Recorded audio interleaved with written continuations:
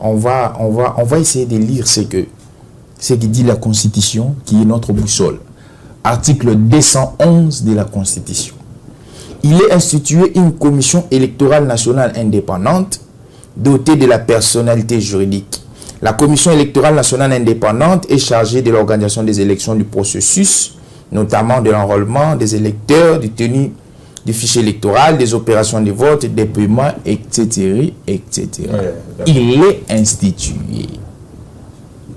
Nullement on inclut l'IDPS ici. Pour comprendre que ceux qui disent que la CENI est de l'IDPS, excusez-moi, ils sont désorientés et déraisonnés. Par les modes de désignation. Laissez-moi vous dire ceci. C'était compliqué. La CENI, dans son bureau, si je ne m'abuse pas, selon la loi portant organisation et fonctionnement de la CENI, il y a 7 personnes qui doivent occuper dans les bureaux. Dans ces 7 personnes-là, il y a une répartition. L'institution primaire de la CENI, qu'on appelle le président, est occupée par la branche société civile, bar confession religieuse. D'accord? On connaît tout. Et les autres postes, on connaît quand même. Il y a une répartition. Mais je prends là où les bas blessent. Il semblerait que les bas blessent.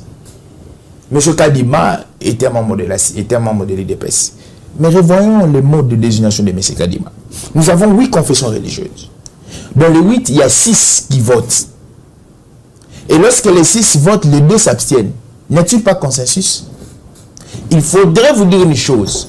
Nous ne sommes pas dans une notion où on doit voter le président par unanimité. Non.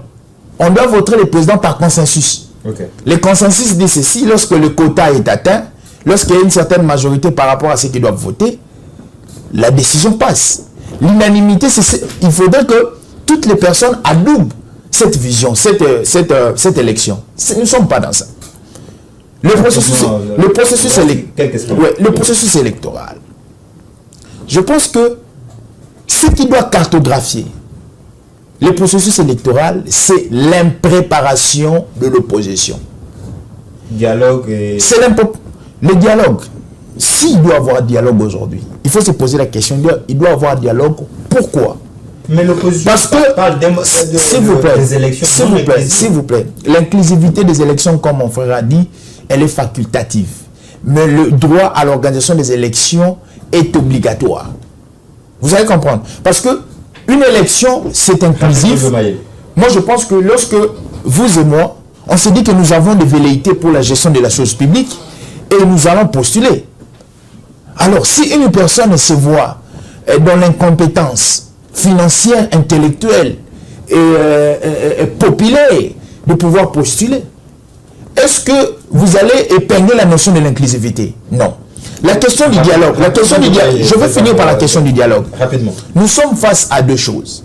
C'est la question de l'organisation des élections, elle relève du juridisme, ce qui est du droit constitutionnel. Mais au-delà du droit constitutionnel, nous avons les faits qui sont sociétals. Ces faits-là qui nous permettent qu'aujourd'hui, nous avons une insécurité. Et lorsqu'il y a insécurité, les droits constitutionnels nous disent ceci. Lorsqu'on parle de différentes constitutions, vous dites, il y a la constitution écrite, il y a la constitution coutumière et puis il y a la coutume constitutionnelle. Dans la coutume constitutionnelle, c'est l'ensemble des faits qu'on ne retrouve pas dans la constitution écrite que les acteurs politiques doivent remédier. Merci beaucoup. Alors, nous sommes face à un cas particulier, il y a l'insécurité. Devons-nous laisser cette insécurité primer et que nous devions voter? Parce qu'il faudrait aussi se dire, le droit du vote ne prévaut pas au droit de la vie. C'est la vie humaine qui a... Merci beaucoup de les choses. En tout cas, je suis obligé de vous couper la parole parce que déjà, il nous reste peu de minutes. Allez-y. Et je suis obligé d'accorder aussi de temps à les jeunes qui m'a taxé d'ailleurs. Mais moi, je ne me suis pas victimisé.